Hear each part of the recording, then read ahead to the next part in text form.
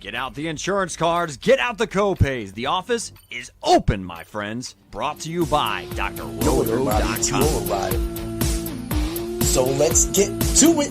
Bring the pain! What's up, everybody? This is Heat Override, and I'm ready to bring the pain for you and Dr. Roto this week. Ooh, yeah. I got a special guest, an MMA kind of guy. It's been an MMA kind of weekend, UFC weekend. Conner Cyphert, welcome to Bring the Pain. How are you doing today? I'm good. I can't complain. Beautiful Sunday. Started off with jiu-jitsu open mat. Now I'm just here talking to you, so I wouldn't have it any other way. I'm happy that you were able to fit us in your schedule today, so thank you for coming on. I want to definitely expend that out. It was great to see you on the fight card a couple weeks ago on the Bizarros card. Was it the Bayfront Brawl 18? That was awesome. So we'll talk about that in a few moments. But first, I see all that snow coming down, and I'm like, man, I don't want to shovel now, right?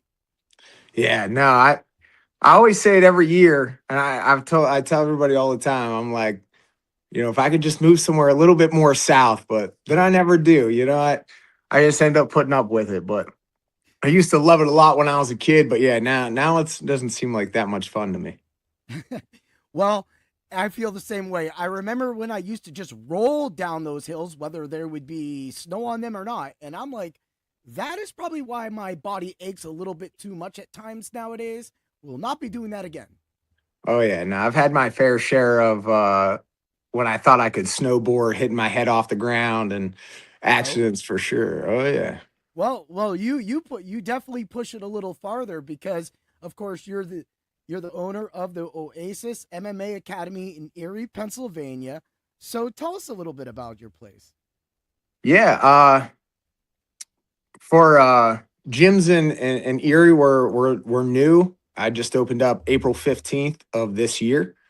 No, man, it's been great. It's been something in the works for a long time. I don't know about anybody else, but I mean, when I first started training, like, I think I just had this idea in my mind where I was like, man, I just love this so much. Like, I would love to share this with somebody else. And like, I always, I started training in Meadville, and I started training at Southwick's kickboxing studio. It's no longer, but at the time, I always really, I've had the mentors in my life that have brought me up, always like looked up to them. Yeah. And, at that time, I'm like, man, like, I want to do this. You know what I mean? Like, I want to have a place. And it was funny because back then I was like, this is what I would call it. I would call it the Oasis.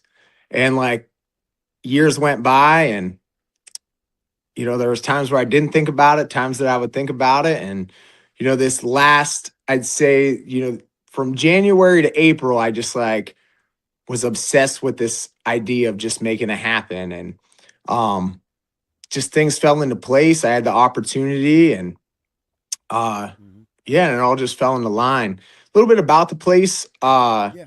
We have morning classes a few days a week. We have afternoon classes Monday through Friday, and then I have a couple evening classes. And we got a great group of guys in there. A lot of brand new guys, that didn't have a ton of prior experience. Maybe they did some wrestling. So, just building some people from the ground up.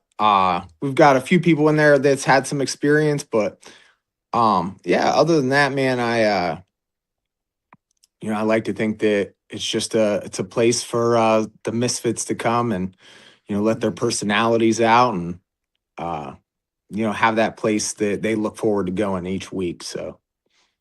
I agree with that. That's practically what drives me. That's one of the driving factors, that reason why I go to TKO Erie. So we both know Aaron. So that guy's, we love that. And I know that you were a coach.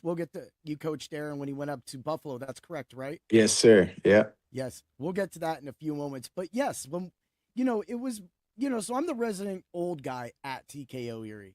And for me, one day it was kind of like my oldest daughter was there a long time ago, and then she came into town and introduced my youngest daughter, who had been under other systems in Erie. And so now she was like, let's get to this place. cheaper, better results. And so we got over there and met Master Arrington, and I was like, all right, this place is good. So about a year and a half in, the daughter just goes to me and she goes, Dad, come on, man, just come to class one time. Wife's laughing at me, and I'm just like, all right, let's go. And I survived the first 2-hour class, and I figured I was like athletic. I drove truck and had to do delivery stuff, run around like a UPS guy. So it wasn't like I was a slouch in the building, but that was different. And here I am now 6 years later, and being able to do it next to my daughter has been one of the driving factors. But the other driving factors is also being part of that team and them becoming your biggest supporters. You see them more than the people that you grew up with, because everybody's got their own thing they're doing in life. But the things that we do bring us together at one common place, and that's at your academy, and that's at our dojo at TKO Erie. Yeah, no, absolutely. I spent a lot of time thinking, of like the things that drive me to do what I do. And, you had talked about, like, for you is like your daughter. I think for me, I felt like I wasted, a lot of my high school years from like 13 to 21, or, you know what I mean? Yeah. I was choosing the wrong path. I was abusing things that I shouldn't have been doing. I was getting into trouble. And Yeah. I think like what drove me and what still drives me is, I had potential to wrestle and do pretty well in wrestling in high school. At least that's what I was told. And, it was like one of those thoughts that I just couldn't let go, where it was like, I don't think I ever let my competitive edge have the space to play. And like, that's kind of like what drove me to finding a place first. I was going to the gym, regular gym. I had lost a bunch of weight, but like the driving force was I just like needed something else. Yeah. And, I think that still kind of drives me. That's now it's just different phases of it. Is like, Exactly. being, filling the shoes that I felt that I didn't give myself a chance to put on. You know what I mean? Whenever I was a little younger, I'm still pretty young, 27, but Yeah. but yeah, no, I that driving factor is huge. It makes the time fly. It makes the time fly. It does. You bring that up as a good factor that, you find that's kind of your driving factor, the different levels of factors that kind of drive you. So of course, for us, of course, that would be the belt system of where we come. I assume that you have some kind of promotion system within your system. Is that correct? So, at the Oasis, I don't have like a belt system at the moment. I am I follow a belt system under my coach that I train out of in Spire, Geneva, Ohio, at the Spire Institute. Yep. It's a Helson Gracie Combat Club. So we do jiu-jitsu belts. Yeah. So at the moment, I'm a 4-stripe blue belt. So I'm not actually allowed to rank other people. Yeah. Okay. So, okay. But in the future, and getting everything together, the plan is to have my coach, Cody Lewis, kind of oversee my academy as the black belt and rank guys up that way. Because you're right, it is a very much driving force to like, what do I have to do to get to that next thing? And I'm right there, like, I'm right at that like edge of getting my purple belt. So that's definitely one of the like driving factors right in front of me of, going to practice each week, working new technique, looking at new techniques, studying. But yeah, no, at the moment I'm actually unable to belt people. But it's something I'm definitely putting in the works with my coach to be able to have him kind of oversee the promotions at my gym until I believe it's don't quote me on it because I might be wrong, but I think you have to be a brown belt in jiu-jitsu to be Okay. able to start promoting people. And then there's some different factors in there with like you can only promote people up to a certain rank, and then you get your black belt, and there's some politics behind it and stuff like that. But Yeah, yeah, I can see it. yeah. I could see it. When I talked to one of our other senseis, Matt Borzakon, and he talks about the different levels in the Pokemon system and what he does, and that there's like a committee. So there's your politics. I'm like, oh, gee, there's a committee, and he was telling us some of the things, and he goes, sometimes I don't like dealing with it. I was like, I wouldn't either. It was like, there's no committee.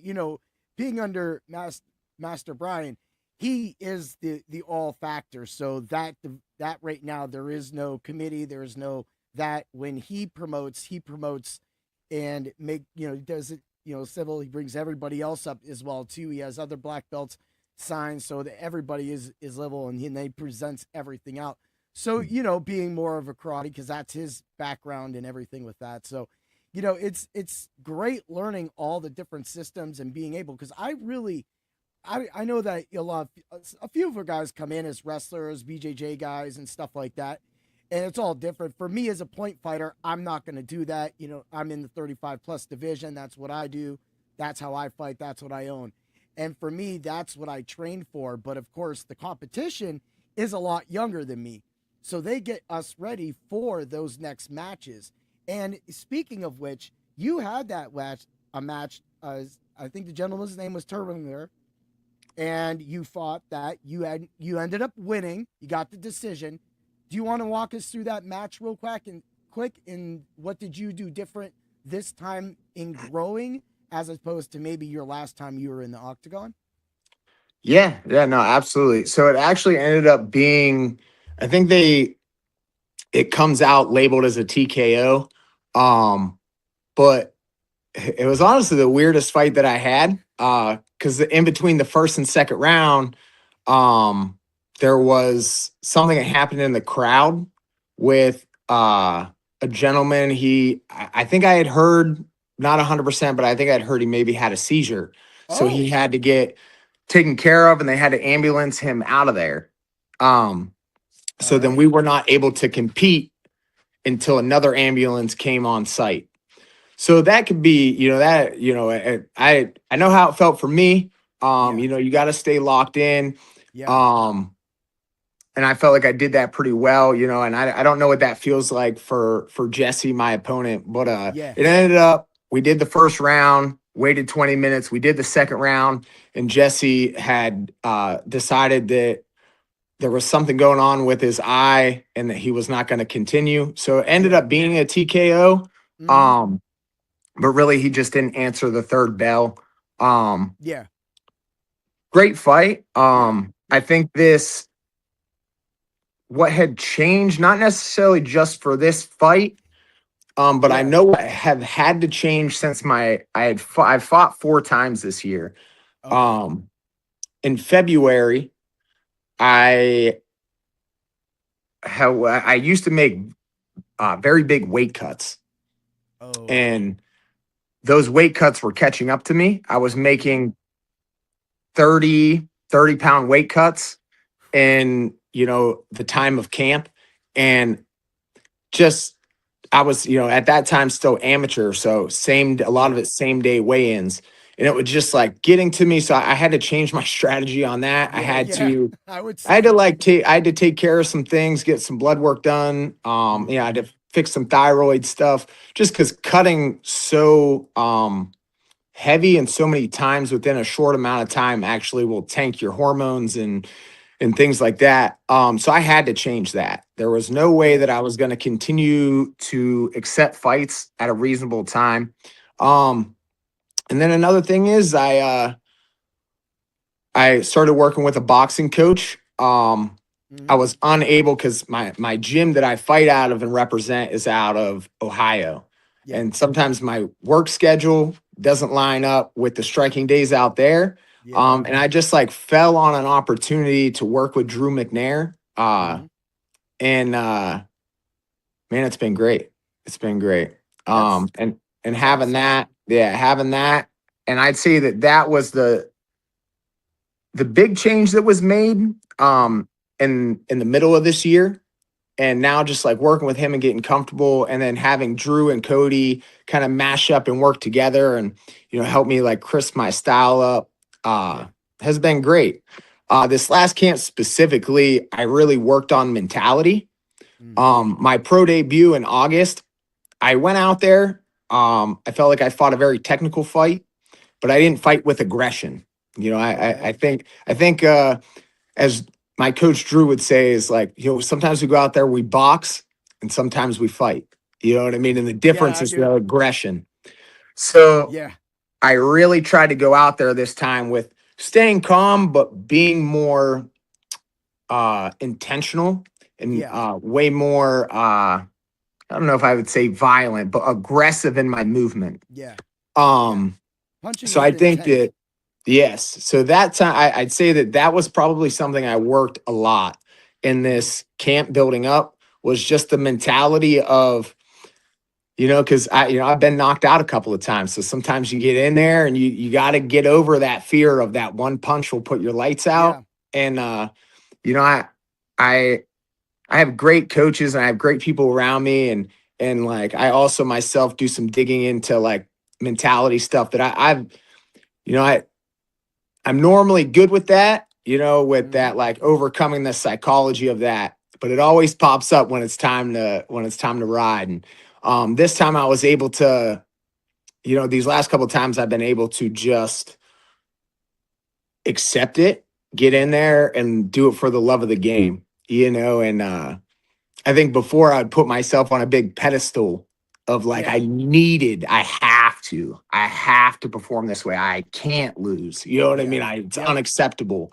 Now, I just have to remember that why I do it, and go out there and have fun. It is technically a job for me now, but like, I can't treat it like that. Like, I still have to treat it like, I just love it. Like, I can't live without it. And I had to like shape that mentality of like not looking at it like work, and just like have fun, man. Just like I did. But there was like probably like a 6-month period where I got really serious about these have nots. I'm not allowed to, and I had to like let that go. Cause like it's the fight game, and anything can happen.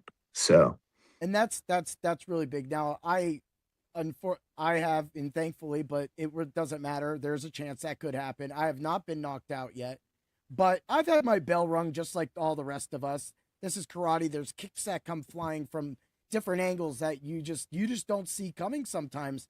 Even one of our teenage boys, and well, I'd say he's got a mustache, so he's kind of big and he's taller than me. He whipped off this. He always does this like 3-hit combo, and the one time he decided to just throw up a reverse hook kick. And I go, oh, and he got me right on the back. It wasn't a hard hit, but I was like, bam, okay.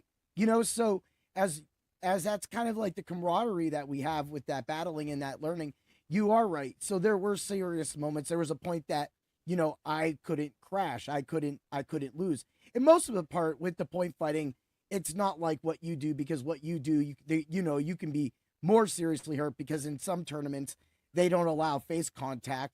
And then, but then I get in a lot of trouble with those tournaments. And that's, for me, one of my keys is the back fist and the reverse punch. So in the point fighting, when I launch off the go to get that point, I can do that. If that's taken away, then I have to use that more as a block and rely on the reverse punch. So it gets tricky, but of course, moving off base centers and things like that, that's what happens in that sport. So there was a point, but I also fought, it was a double champion, this guy named Ming.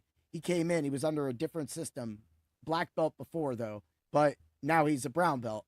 And he was 19. Nobody would fight me in my division. Nobody would fight me in the 35 plus novice division either. So no one would move up and fight me. So I was like, I wasn't going to get a fight. So he wins his division and he just loves fighting. And he actually took the fight on. And I was like, I've never fought anybody that I've been taller than, because I'm only 5'9". And I go, all right, well, this should be fun. So I just went after him and attacked him. You said that sometimes, we go out and we just do technique. But now, as I've matured more, instead of fighting with more of like an aggression and getting in a lot more trouble like I did last year when I was working through things like with my brother and one of my senseis passing, which was, that was, it just had to work out, and it seemed to come out in my fighting. And when I went through all that, this year was more of a learning stage to where I learned how to control myself, control that, be more technical, use my legs, which in my age division, a lot of people don't use their legs because they've had a lot of surgeries and stuff. So it's a different fight.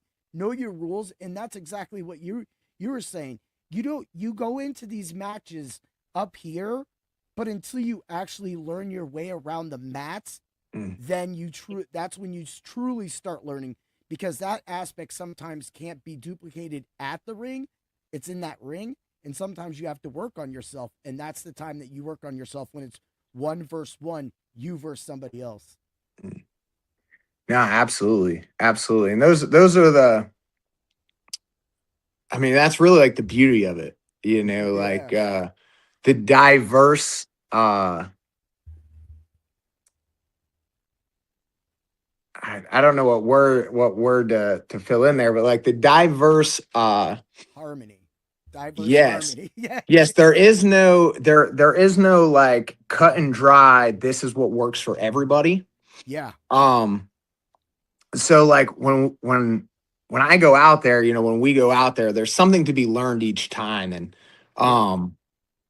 for me, I think of it as like I'm gaining another piece of my puzzle I'm trying to put together. And it's great to have a team that you can come back and kind of figure that puzzle out, that new piece, and figure out where it goes.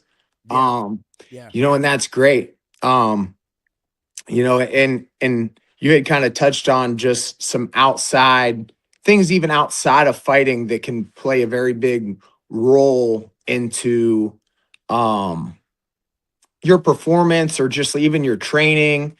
And like, I think that's something too that, I had lost my uncle in the beginning of the year. And I think that, that played a really big part in me of like, I don't know, doing it, like, I don't know if it was just like what I needed to get through it, but I was like, what would Uncle Ron want to see me do?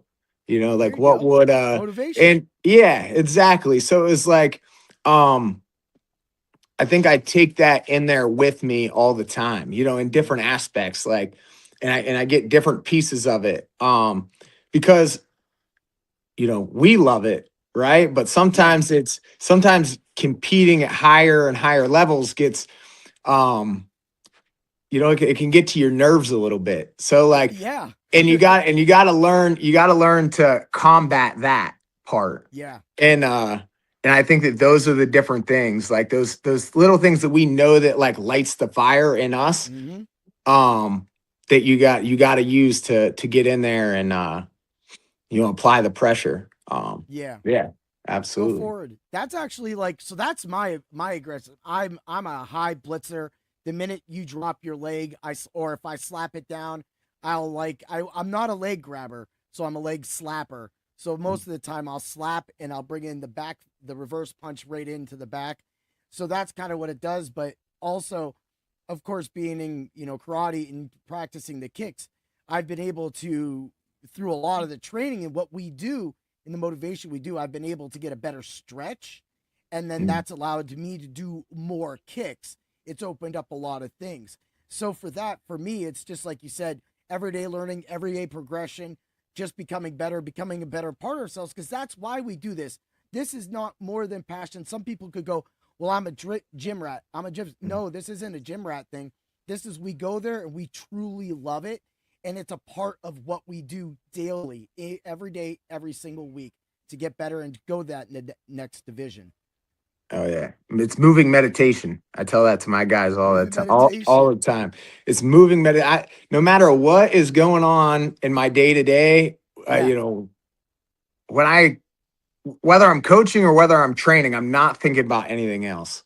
Yeah. And like that's big for me. You know what I mean? Yeah. That's the thing. And like just the like we kind of like talked. We're basically talking fight theory. Yes, Um, we are.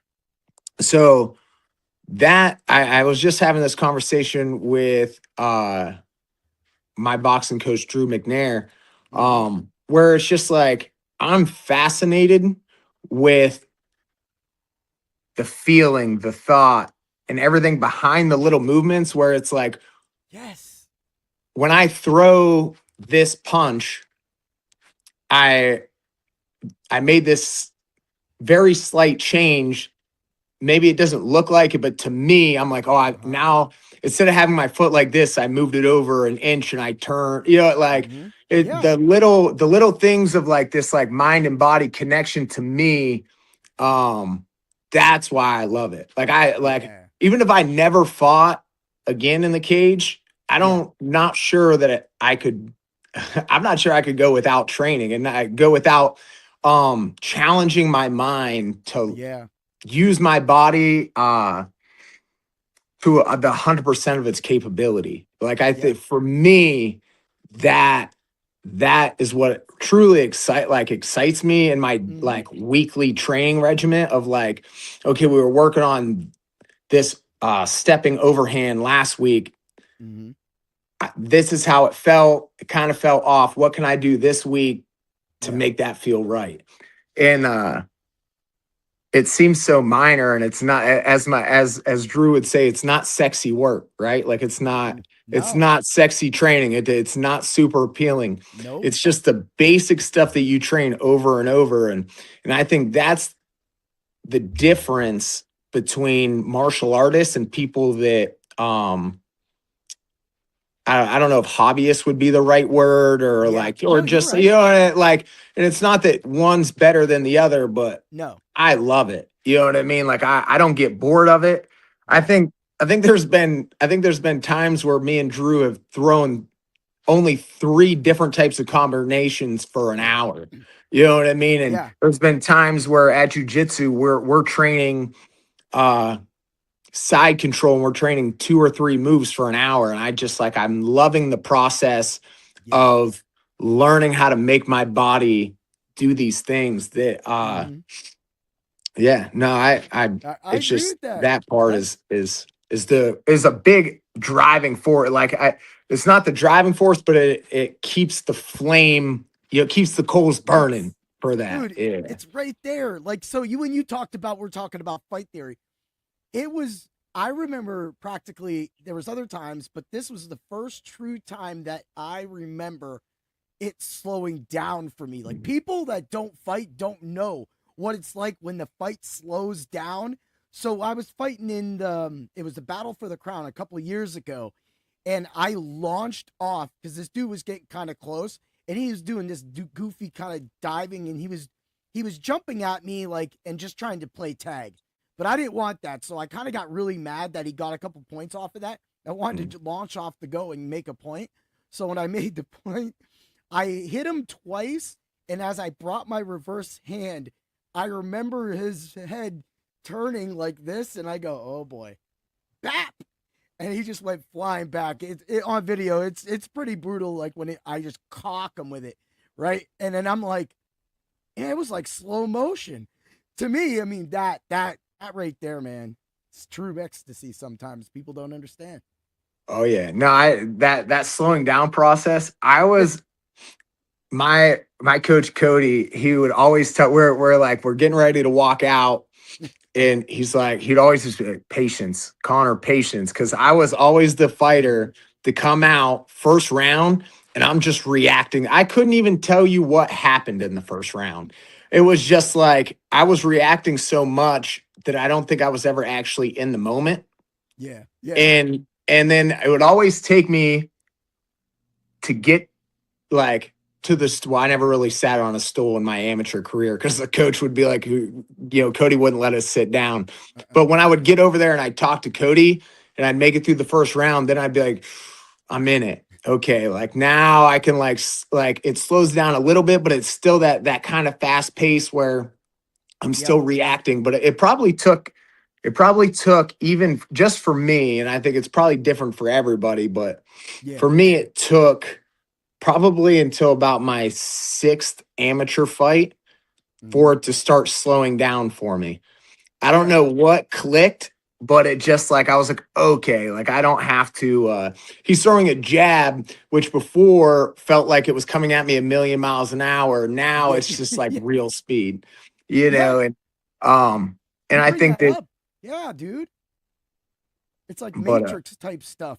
You know, yeah, just to add in and then go back on what you were saying real quick. Sorry about that. no, Dude, you're good. there was this so 3 times this same guy, this gentleman, Robert, from another school down in Pittsburgh, he loves to do this spinning sidekick. It's too slow in this age division. And with me being highly aggressive with the blitz, normally I would just reverse punch him, reverse punch him. These are both on video. Well, last year he went to try to lead off my blitz with that, and I saw it come in, and I side kicked him, and he hit and just twirled all across the ground. I mean, it was brutal, but I was like, it slows down that much, right? Oh yeah. Oh yeah, absolutely. And I even like jujitsu does that for me now. Now I'm able to, um, like, and I'm sure like even if it like if we were to like you talked about looking back at the video when you watch, you're like, ooh, but in the moment it felt so much slower. You know, it was like ooh as you're throwing the Yeah. punch. But in real time when you watch the video back, and that's great, man. Like, and I think that those moments alone too are something that I don't think unless you compete in a combat sport, that's Yeah. not something you're gonna get. You know what I mean? Maybe. Yeah. You know, there might be, you know, it might be different. Like but Yeah. no, that's always a cool thing. And to be able to like it slows down enough that you're like thinking in the chaos and you're able to like move through the chaos and you know, it feels slow, but we're that thought to like body reaction is happening like this. And it's such a like you said, that matrix feeling. Yeah. It just And it's really slows, man. cool.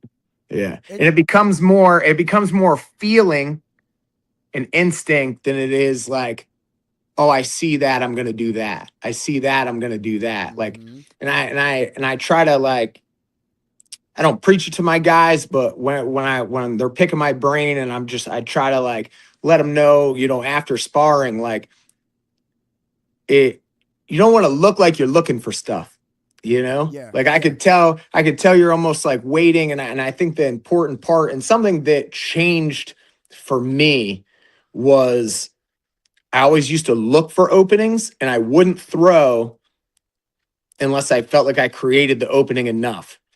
Yeah. Now I'm just throwing and I am still looking, but I don't look like I'm looking for the opening.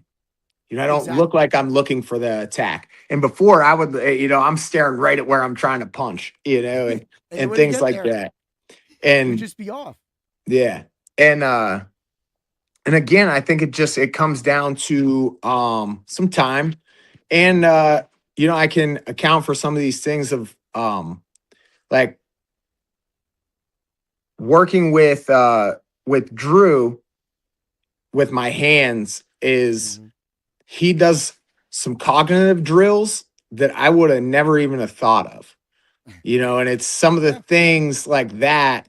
And then he has you do it and he's like, well, don't look like you're looking for it. Like he has, you know, maybe I'm spilling his secrets when I'll share this with him, but he has a little board with numbers on it and you're throwing, let's just say a jab at the number combinations, but you can't look like you're looking for the next number. You kind of have to continue to idle in your stance Yep. and then hit those numbers once you process it.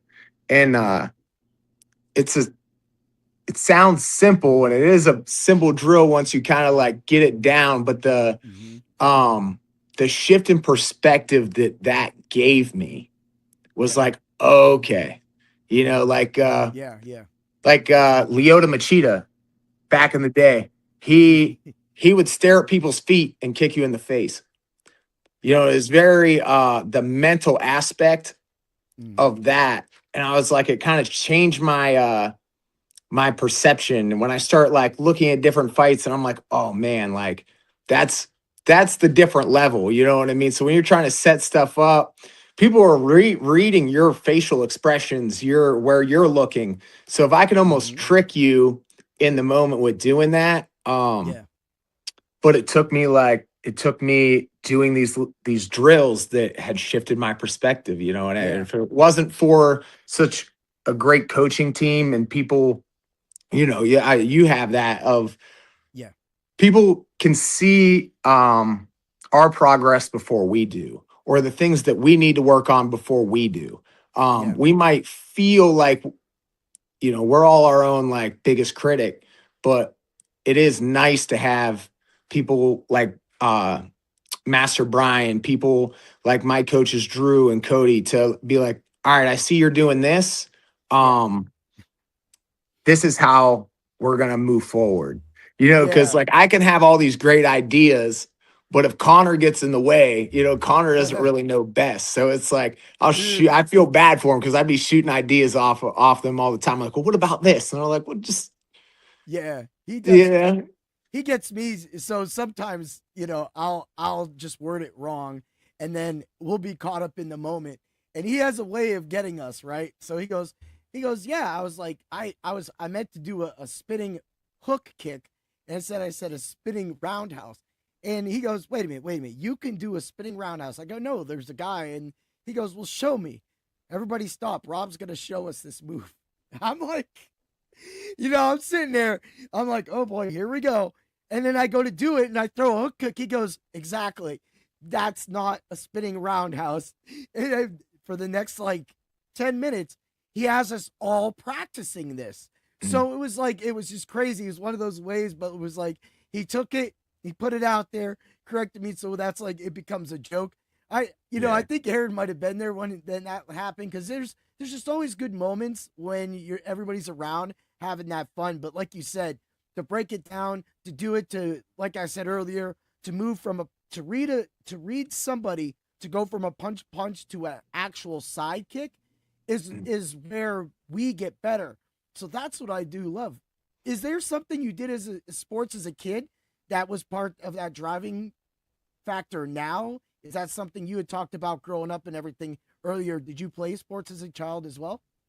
So I mean, I really did all the things from Okay. like kindergarten. You know what I mean? Like I did t-ball, I Okay. did soccer, I played youth football. You know, and my family was really like my mom's side of the family is very big wrestling family. Okay. And I wrestled up until like I wrestled fifth grade, took my sixth grade year off, and I like seventh grade, but I just couldn't get out of my own way, man. I just, Yeah. you know, I started, you know, abusing substances and at a young age. And, you know, at that time it was just more important, you know? And so Yeah. I played a little bit of sports, but nothing like super consistently like after eighth grade, seventh grade, I really didn't do anything super consistently other than Okay. get in trouble. Um, but to tie that back in, I think that like I was saying earlier is like I think my brother went D1 in wrestling.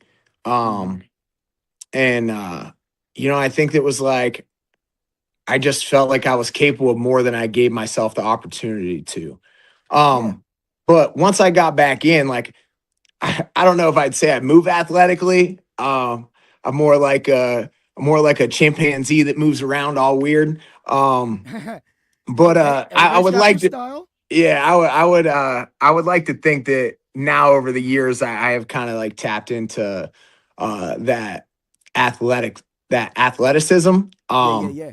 But I'm definitely still I wouldn't say I'm a natural athlete. You ever meet those people that are just like natural athletes? Yeah. Yeah. Um We have a few come through our store, our gym. Of course, Derek being one of them. yeah. There's a guy that just actually went off into the military.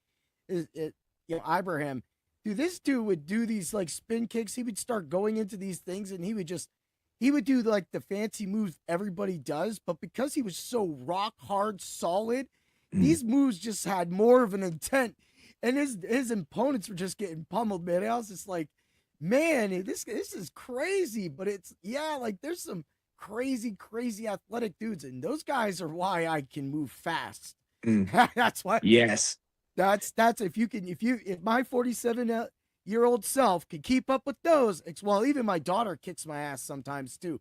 I mean, but she's that level. She's a black belt under Sensei Brian, and it's slower for her. She fights better competition, but it's different because like me, of course, I fight a bunch of old guys that don't kick.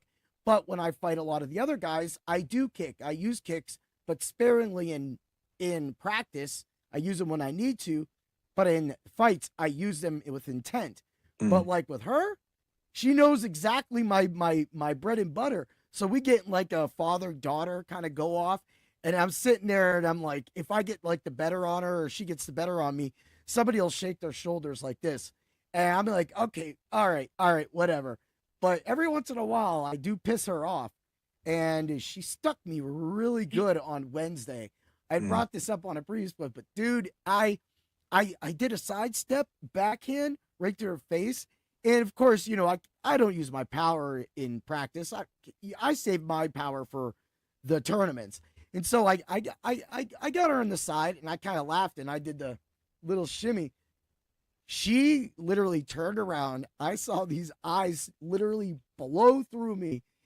I went to defend and all I felt was my rib go eek. And I'm like, oh, ow. There you go. We create our own demons sometimes. Oh yeah. Yeah. The consequence of our own actions for sure. Yeah. It is. No, and it is great. Like that I have guys just like that. Out at the gym that I fight out of and train out of. That healthy competitive edge that that like iron sharpens iron, just going back and forth. Yeah.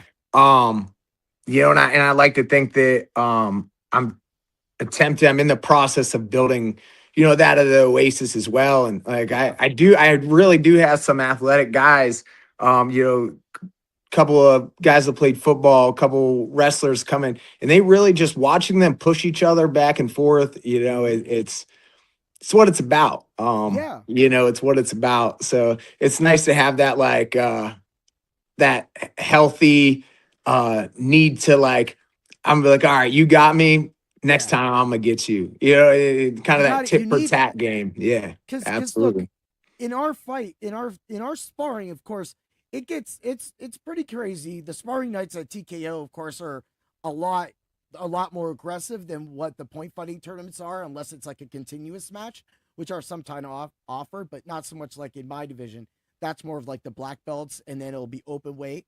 So when they're doing all that, that's crazy. But you talk about this, the coaching that goes on, the camaraderie, the bringing it up. And I know that, you get there with your team, and I know that there's a fine line. So you, on top of coaching them, getting you ready for your next fight, you have to also coach yourself. You also have to listen and coach and be subject to criticisms from other people when heading into a fight yourself. How do you find a way to be able to still be the coach but prepare for your fight coming up? I think for me, I always like to keep the perspective of I don't know everything. Yeah. I'm a very I'm a toddler in this game. Yep. Especially in the coaching world. I'm very green in the coaching world. And I am never afraid to ask questions, and I'm never afraid to sit there. I mean, I might get excited and talk over you a little bit, but I really try my best to listen. And I just apply the knowledge that I seek and that I get and give it to my guys. I think just the I don't think I've dealt with like having to separate like um being an athlete and being a coach. I think that I try to be the coach, like I try to be the kind of coach that has got me to where I'm at. So and I'm still actively in it. So like I see the way that Drew coaches me. I see the way that Cody Lewis coaches me. Brad Bukovic is the other coach out at Helsing Gracie Combat Club. And I kind of take my combined perspective of their coaching theories and I have just apply it to my guys. And and there'll be times where maybe I'll be coaching something and then I'll learn how to do it a little bit better as an athlete. And then I let the guys know, like, hey guys, I know maybe I showed this move this way, but this is what I've been working on, and I feel like this is better. Yeah, yeah. That or I've coached it this way, and now my coach Cody has changed the grip. Now I want to share that with you guys, and I think that it has yet hit me where I have to really divide myself. Other than when I have guys that want to compete, I have to be selfish for myself.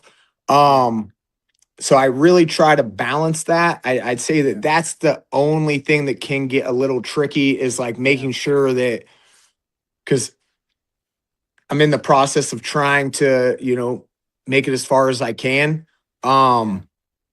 So sometimes when things pops up and, there's an event and some of the guys want to compete, but I'm just not able to do it. And there's not a lot of times that has happened, but I really try to like find that balance. And sometimes I'd have to be a little bit more selfish. It happens. But like I said, I haven't run into that a lot.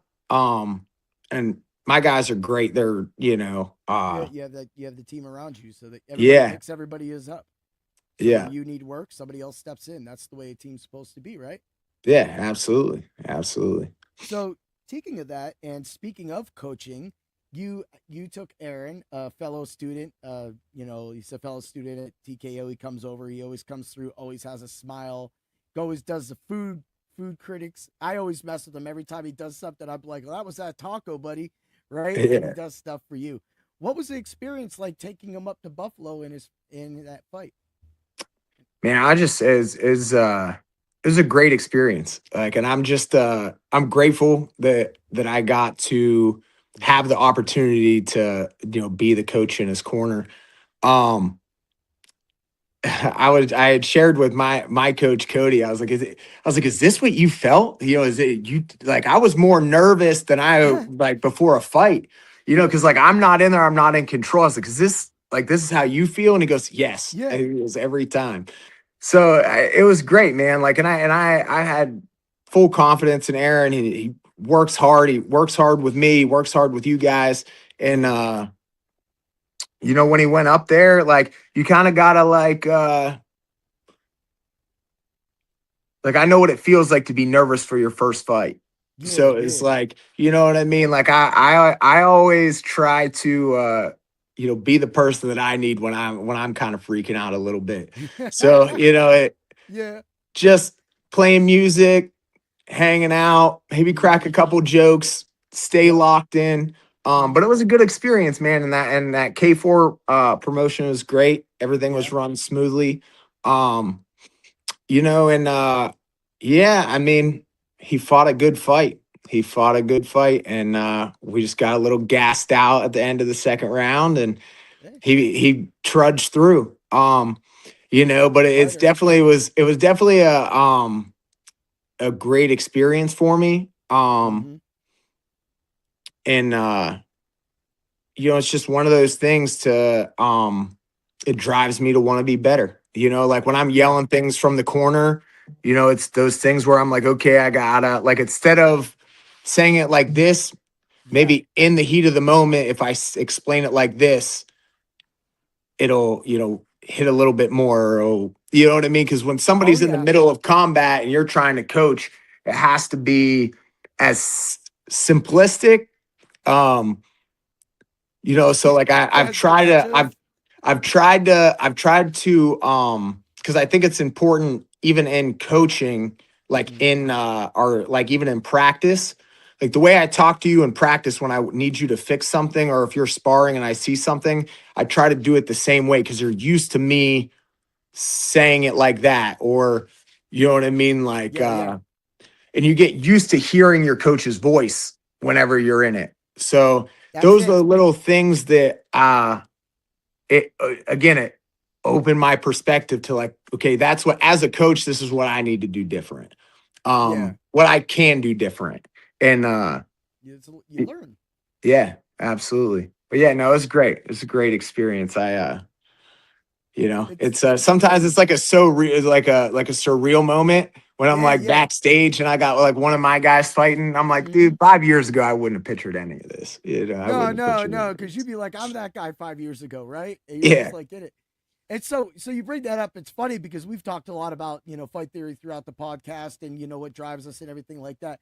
But you just brought up what's funny is so at the beginning of the MA tour this year, we were up in Batavia and I was fighting this gentleman and he was, okay. So first of all, after the match, this dude takes off his gi and this dude is ripped shred like Dwayne the Rock Johnson. Like, he's got the six pack, and I was like, dang, you ain't fast. Anyway, we'll go back to that. We'll get back to the other thing. So I'm just slapping him off right from the go, and I'm just hitting him. And I'm in his zone. Now, I can't hear out of my left ear. And I turned back because everybody's kind of making a little gesture or something like that. And this brings up your hearing your coach's voice. So the coach at the time was Len, and Len was getting a kick out of it. So he's laughing away. And we're just having kind of fun. So I'm over there just slapping this guy out, right? And then all of a sudden, so I, of course, watch the video back. I slightly hear, Rob, calm down. No more head stuff. So I had poked my guy with my glove just because the way the glove went, he had moved to the side and it went by. But it wasn't so much a poke, it cut him. And so there's over there looking at, and so then he says something to me. I still haven't registered this, right?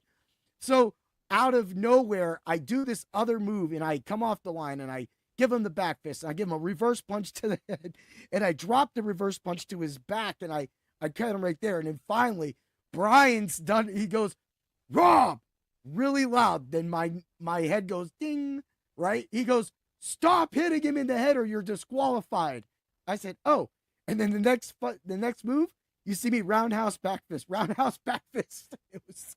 It's that moment, man. It's that moment. Yeah, absolutely. So speaking about going into the future, we talked a lot about your future, and going from Erie and being in Erie and all that stuff. Are you originally from Erie? So I grew up in Cockerton, Pennsylvania, a Okay. little small town between some cornfields. Um, and then I lived in Meadville for a long time, like after high school. So I originally I moved up to Erie. Would be a year and a half, somewhere around there, maybe a little more than that. When I started out at Erie Fitness Academy as a fitness coach. So Okay. I moved up there and I still work there part-time as a fitness coach, personal training people, Awesome. programming, nutrition stuff. Now, and then opening the gym. Now I used to live like in Erie. Now I live in Waterford. Probably a smarter idea. Anyway. Yeah, I moved in with the girlfriend out here, would have been May, I think May, somewhere around there. But I like it. I mean, it's funny because like I grew up in a small town with one stoplight. So like moving Yeah. to Erie, that's like moving to the big city for me. Yeah. Yeah. And it's been great, man. It's been great. And but getting to Waterford now, like reminds me a little bit of like growing up in Cockerton. You can kind of just walk around the neighborhood and nah, I'm loving it though. I'm loving That's it though. awesome.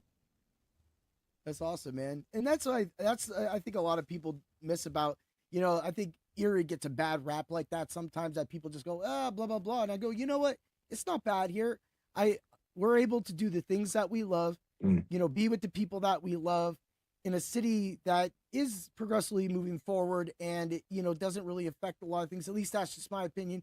Like we do live our lives here, and we are happy. And the Mm. fact that we are one of many of these stories around all that just shows of what great community we have here in Erie, especially the MMA community, and how connected we can be, especially from students not being like olden days. You're not allowed to go there, where other people like say Aaron can go to your gym, learn a lot, roll around a lot, and come back through and then learn striking and go there and strike and just be active, more options, so that we're always putting our energies towards something positive. Martial arts replaced a lot of my video game time. Now I still get to go play video games, and I'm probably going to play one after, I take a nap and eat supper with the fam.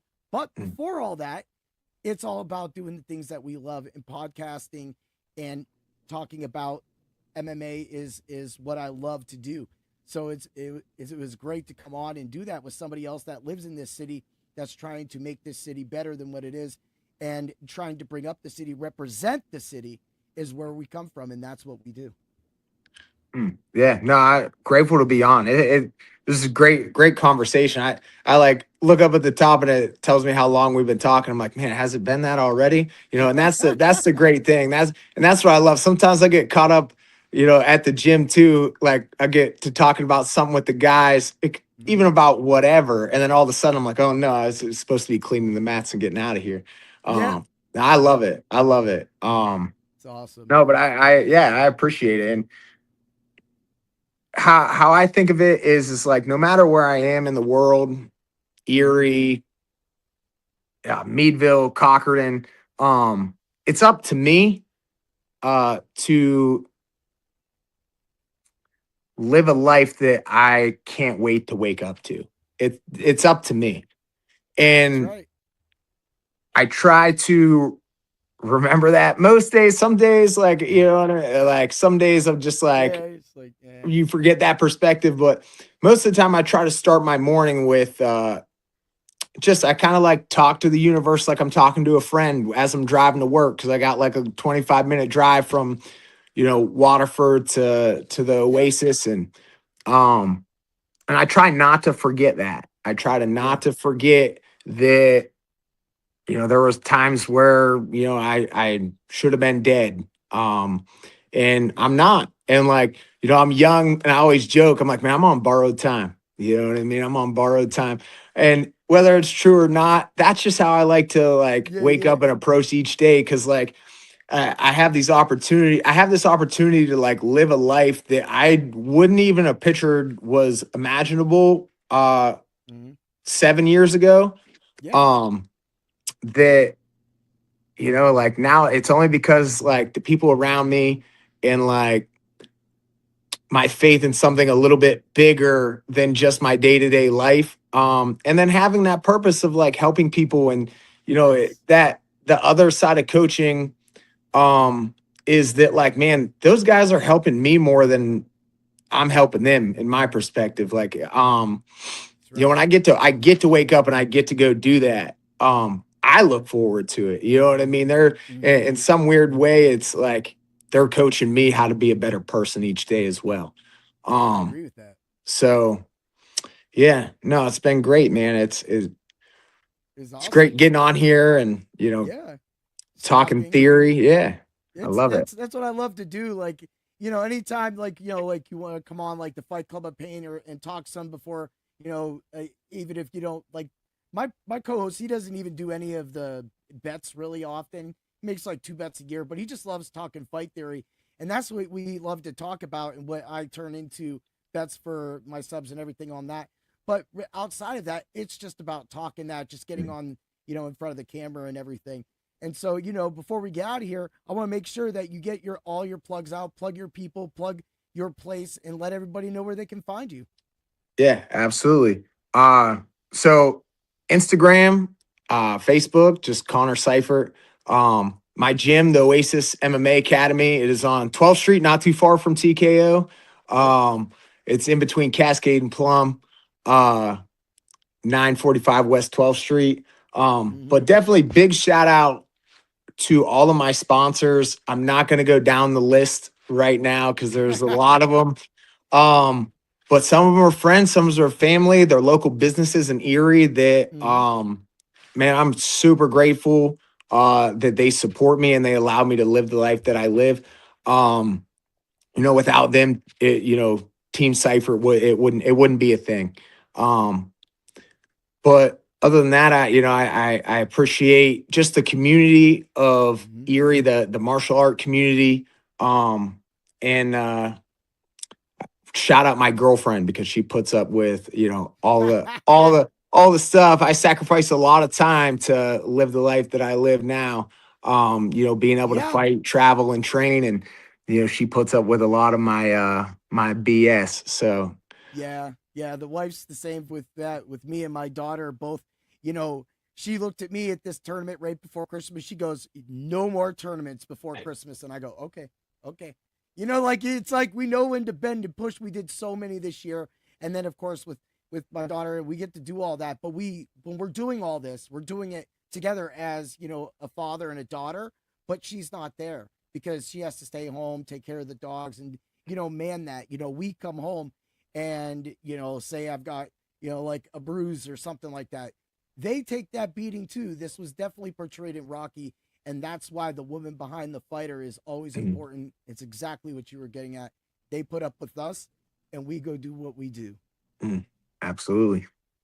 All right, brother, man. Thank you for coming on. Bring the pain. Have a great day. Always remember to bring the pain. Ooh, yes, sir. Thank you. Yeah. See you, brother. See ya.